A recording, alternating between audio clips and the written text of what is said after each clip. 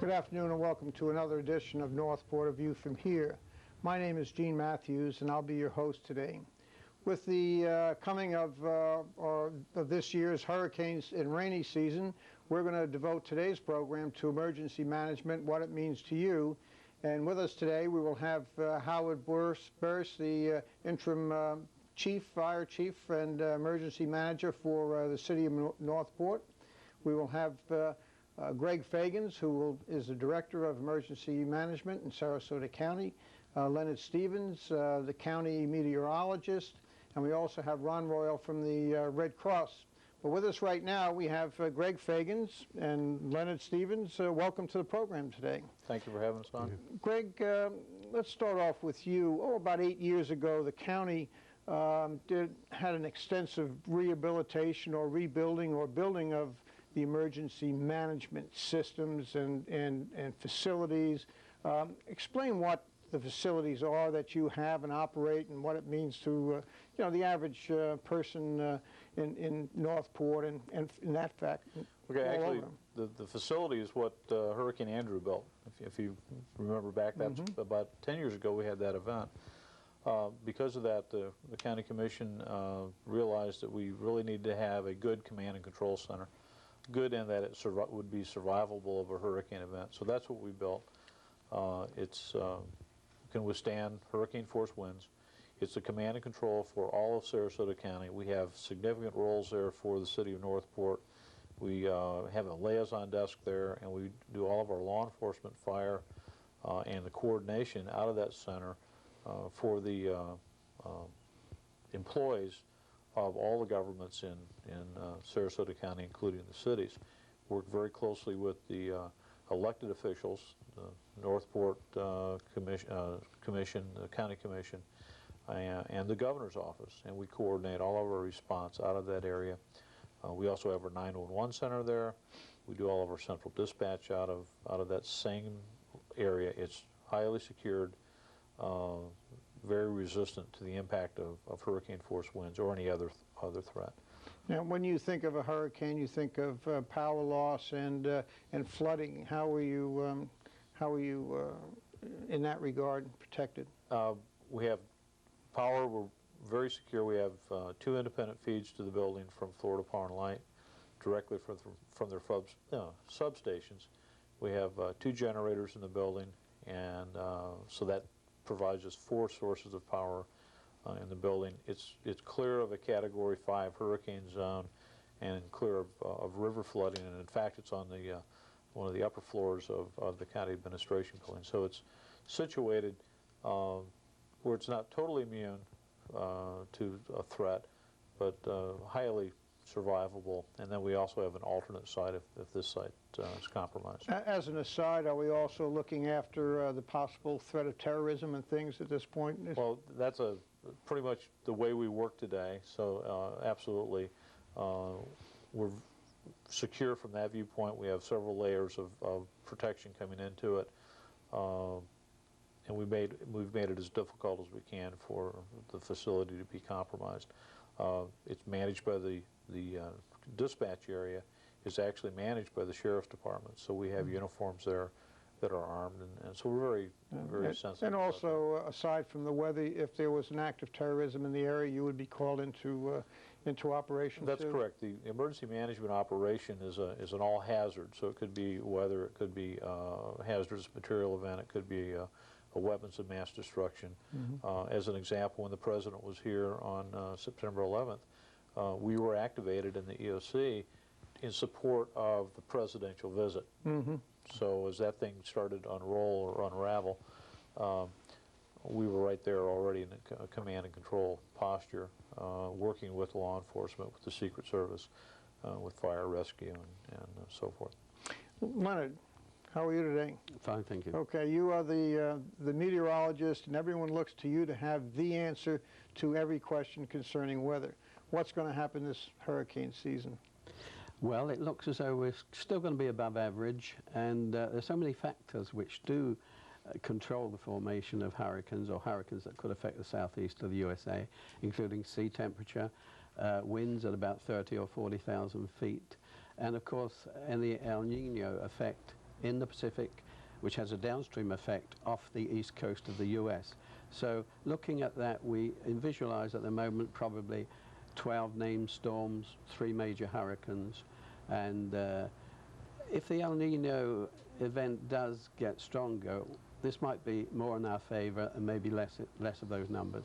Yeah, because several years ago in the mid-90s, there were tremendous storms and floodings. I remember through the Oaks area and around there, and that was supposed to have been an El Nino effect. And are you saying El Nino is going to give us more rain, or it's going to temper the season? Well, it could give us more rain, but that will be in our winter period and our early spring period next year. That's the rain effect for us, but it's better in the hurricane season if there's a strong one, because it does probably reduce the numbers in the Atlantic, which could affect us. One of the biggest problems down here, from what I can gather, is that because we haven't seen any major event here, you know, people, when they reach out and can touch things, they react to it.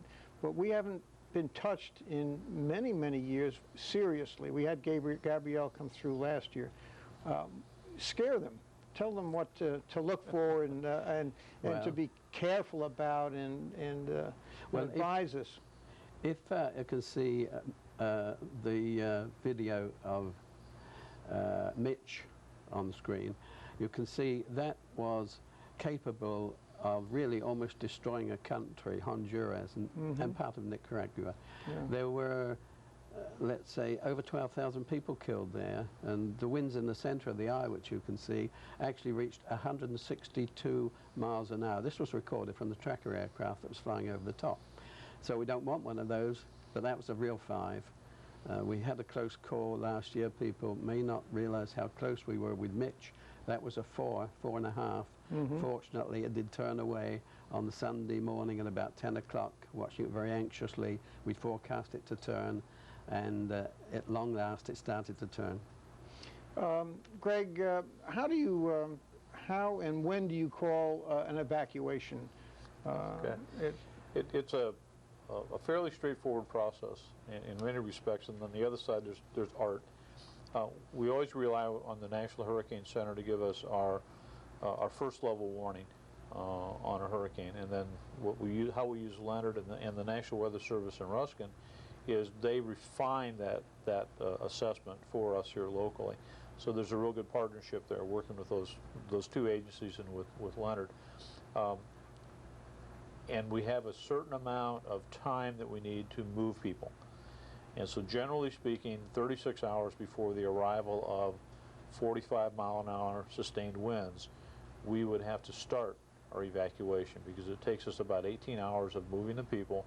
There's about 12 hours of decision time and ramp-up time to get everybody moved, opening shelters and taking care of those startup events. So now the decision process is a collaborative effort. Many years ago, it was just the emergency management guy would sit there and kind of flip a coin and say, okay, we're going to go. We don't do that anymore. We bring the sheriff into it, the fire chief, representatives from the cities, the school board, Leonard, myself, and we discuss the realities of what we're talking about, and we use that very successfully on Gabrielle. Okay, fine. I'm going to have to hold you there, and we'll come back to you in a moment, and we'll be back in a moment. Thank you. Have you seen Northport lately? Take a minute and take a look.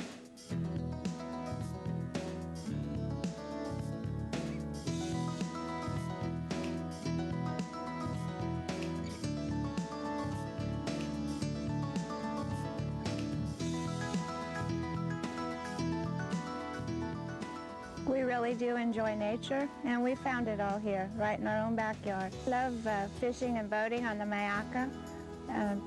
You never know what you might see out there. We toured the whole state of Florida and found that Northport had everything that we wanted. There's a lot of natural beauty, and there's a lot of wildlife here. I love the open spaces, and I love the quiet. If you're intrigued by what you just saw, pay us a visit, and you'll see a lot more. Welcome back to the second segment of Northport, A View from Here. We had finished off our last segment with Gregg from the Emergency Services of Sarasota County, and joining us now is Interim Chief Howard Bearse. Welcome to the program. Thanks for having me. I want to finish off with you, Gregg. Complacency, what I-75 is going to look like in the event of an approaching storm. Maybe give it a little hourly type of scenario, if you can. Okay, we've got a lot of things the public has to do as the threat comes to them, and right now is when they need to do it. Right now as this program is airing. They need to pick up our literature and they need to build themselves a plan, a personal plan. You have a personal plan, I know you do, to protect your home. And you need to have that plan ready to go. And now's the time to develop the plan. When the threat comes to us, then there's a lot of decisions that need to be made. What's the size of the storm? Where is it predicted to hit? And there's not a lot of certainty with that. And what action do I need to take? One of those actions is shelter in place. Don't leave. Well, if you live in the southern part of Sarasota County, or you live in a mobile home, or you live in the water, that's not an option. You need to plan to relocate. So you relocate in with friends, and we try to keep that relocation close, and so your travel distance is not great. Keep it in the county if at all possible. As the storm gets closer and closer, your decision time gets less and less, and the storm intensity may very well change. And now you may be forced to evacuate out of county. And if you do that, then other counties south of us will have already reached the interstate, so we could end up with this gigantic parking lot in the interstate. So really the interstate, to me, is a place for people that don't plan, will go park their cars. And we don't want that to happen. We want people to have a plan, and if the plan is I'm going to get on the interstate and go to Atlanta, then they need to leave when that storm first gets a name and get out of town early.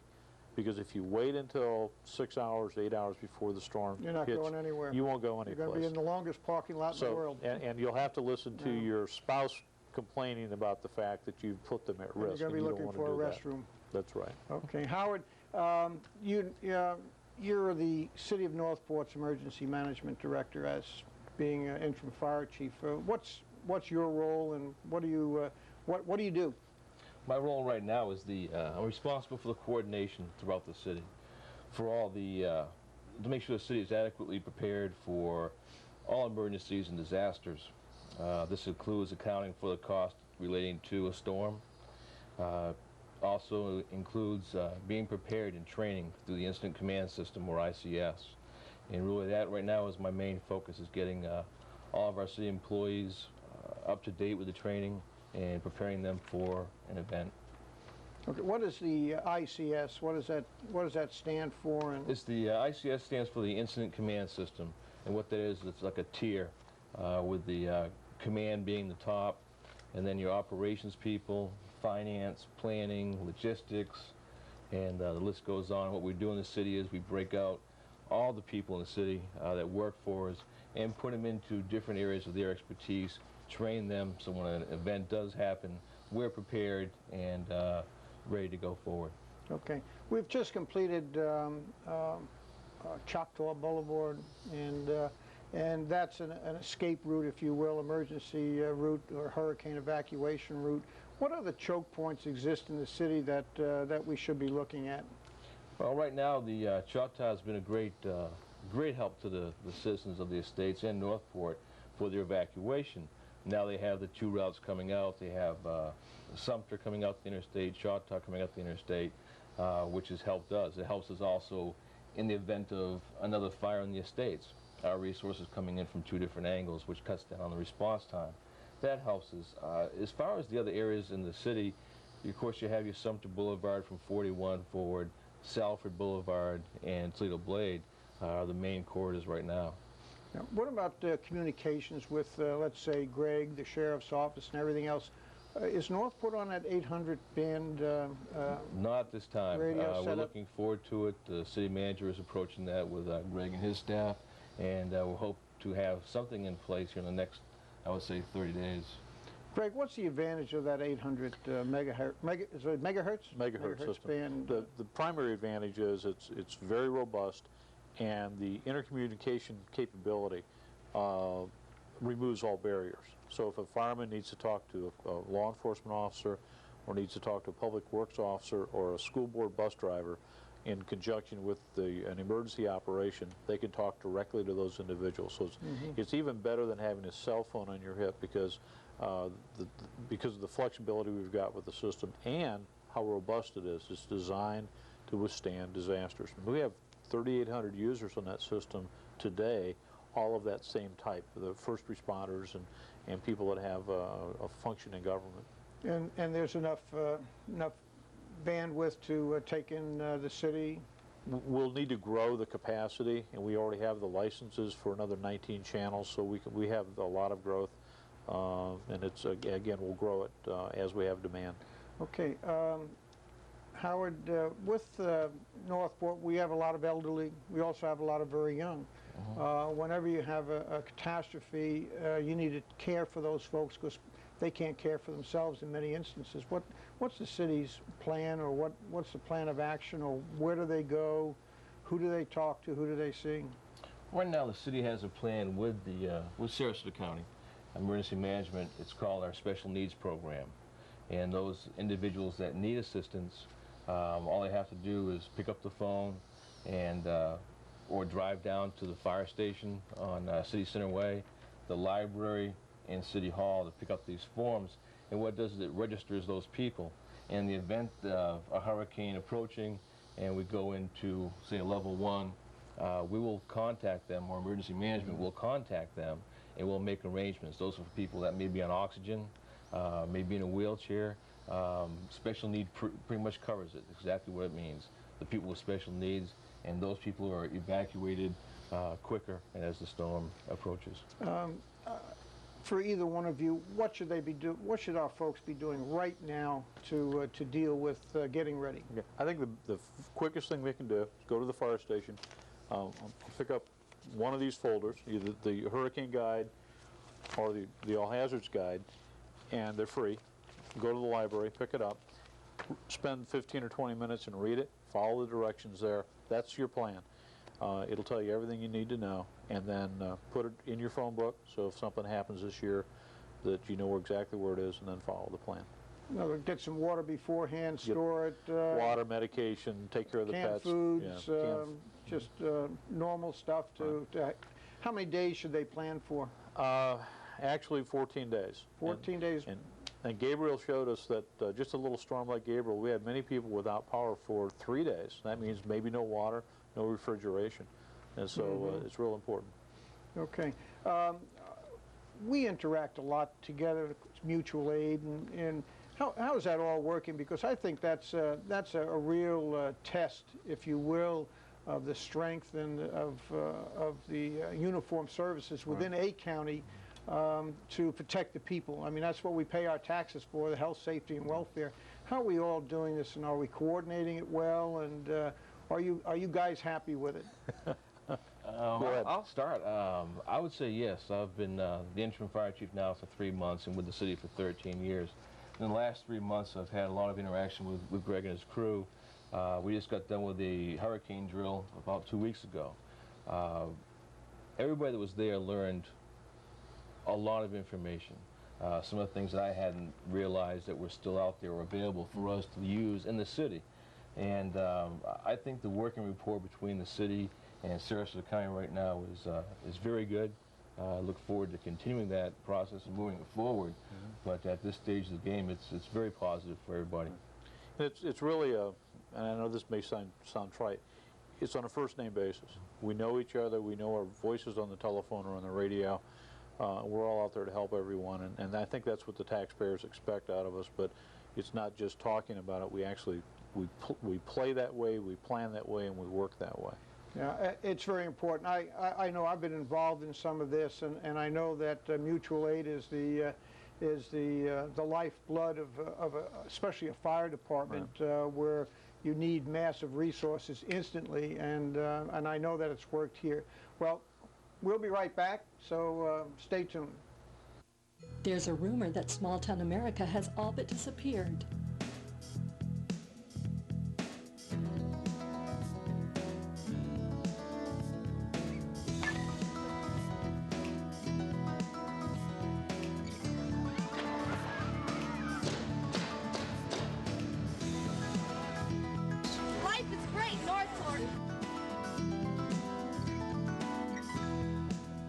Northport is the last Mohican.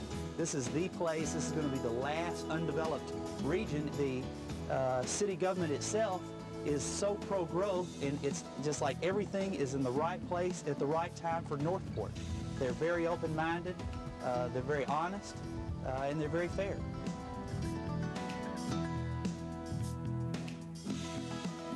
Disappeared? You've just seen evidence to the contrary. We call it Northport.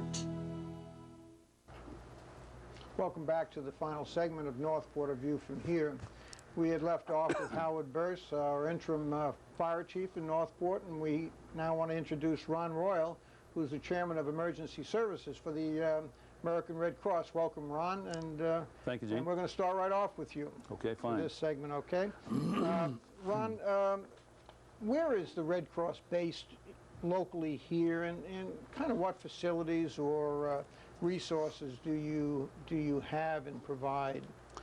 The local Red Cross chapter is called the Southwest Florida chapter, Gene, and we're on Cantu Court. Now, Cantu Court's not a very, it's not difficult to get to, but not many people recognize the name, of course, but it's off Cattleman Road, just a little bit north of the intersection of Bee Ridge Road and Cattleman. Sure. It's near the IRS. I don't want to ever go near there. The facility is relatively new. It's less than 10 years old, and it is an approved shelter for the Red Cross. We have all our office structure there. The administrative personnel are there. We operate out of the chapter office in the case of any local disaster.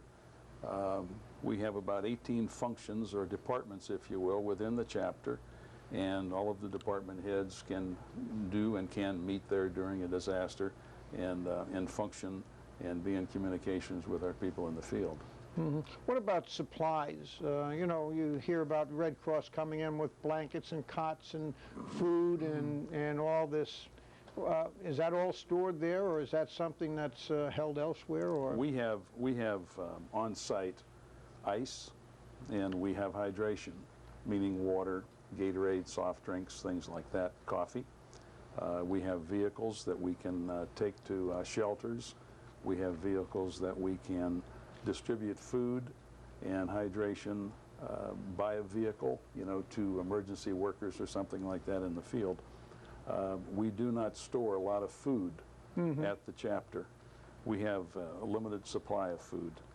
If we are in a disaster when a shelter is opened, Gene, then that shelter has food on hand to last for a day and a half to 2 days for the capacity of the shelter. If it's supposed to hold 500 people, it can feed 500 people for a couple of days. I see, I see. So we have a hurricane that's come through Northport, and it's, you know, it's wreaked its havoc, and we have problems down there. What are you all going to do? Okay. If a hurricane came through where there had to be some evacuation, we would open up. Northport right now has 3 shelters. Could you tell us which ones they are? Yes, the latest one that's online is the Northport High School, and that school has been built to the federal standards and state standards to meet the high wind loads that are required. It's the only school in Sarasota County that has been built recently that has all of those qualifications. There are 2 other schools in Northport area, and it's the Northport Glen Ellen Elementary School, and that school right now is undergoing what we call a hardening. We're taking all the windows in that school are being replaced now with hurricane glass. And glass is probably the worst enemy in a windstorm, can cause the most damage. And if you look at almost any school anywhere in the United States, there are a lot of windows. And so to harden those windows, to make them so that they will not be subject to breaking, you know, with 150-mile-an-hour wind is the goal of that project. Sure, sure. And the other school is Toledo Blade? The other school is Toledo Blade, of course, yes. And that has not gone through the hardening process yet. And who's doing that? Is it the Red Cross, the state, the school board? No, Sarasota County school system is doing that. I see. Yep. There are funds that have been made available to do that. and it's under their purview, and they do it just like they would have the responsibility to build a school. They would also do this replacement of glass. One of the things that's a problem is, where do people go? They can't go on the roads many times because they wait too long. Do we have sufficient capacity, shelter capacity for those that would need it here in Sarasota County? Yes, we do. We are very close to a deficiency level, but we do have enough capacity to handle anything in the case of an emergency. We work on the Red Cross, or the EOC works on a tiered level of shelters. And for example, if a hurricane hit and struck almost the entire Sarasota County, we, the Red Cross, would open up, in conjunction with the schools, would open up a shelter in South County, perhaps in Northport. We would open up in the Middle County, and we would open up again in North County. And we would wait until those shelters begin to become saturated, and then we would go to a Tier 2 level, and we would open up another shelter in each of those geographical locations until we would fall down and get those. They would become saturated, and we would open up a Tier 3. So we would staff those shelters with people that are trained by the Red Cross in their various functions to register people as they come in. Mass care is there to feed them. We have mental health workers, and each of those shelters would be staffed by nursing staff. We don't actually perform a function like a physician would, but we can give certain kinds of assistance in the medical field. Yeah. Howard, you work with all types of disasters and problems, emergencies like the fires. Did you need the services of the Red Cross on the last fires last year, those tragic fires? Well, as we know, last April of 2001, we had 3 fires within a 3-day period. The first one being out in the estates, which was approximately 950 acres. Moved out to Atwater, which was 1,300 acres, and then out to Yorkshire, which was another 400 acres. During that period of time, we had 32 different fire departments throughout the state down assisting us. If it wasn't for the Red Cross, we wouldn't have had the personnel, the food. We had over 150 people, firefighters, staff working that area for those 3 days. Red Cross did a fantastic job. Again, that falls back to the incident command system, where it coordinates with Ron and his people to make sure we have the adequate supplies, the food, the water, all the snacks that are needed to feed that many people. And they just do a wonderful service for us. They're also able to, on a structure fire, when a family loses their home, or in case of wind damage or storm damage, Red Cross will come in and put these people up for a few days at a hotel and help them get back on their feet. So it's a very vital part of helping us out. Well, it sure is nice to see emergency management's alive and well in Sarasota County, and I'm glad personally to see the cooperation between all the departments. I think that it's needed, and that's what government's all about, and I thank you all, and even the Red Cross, who is not a governmental agency, is it? No, we're not a governmental agency, Gene. We have some paid staff, but basically we're a volunteer organization. Okay, and volunteers are good. Thank you very much, and we'll see you again next week.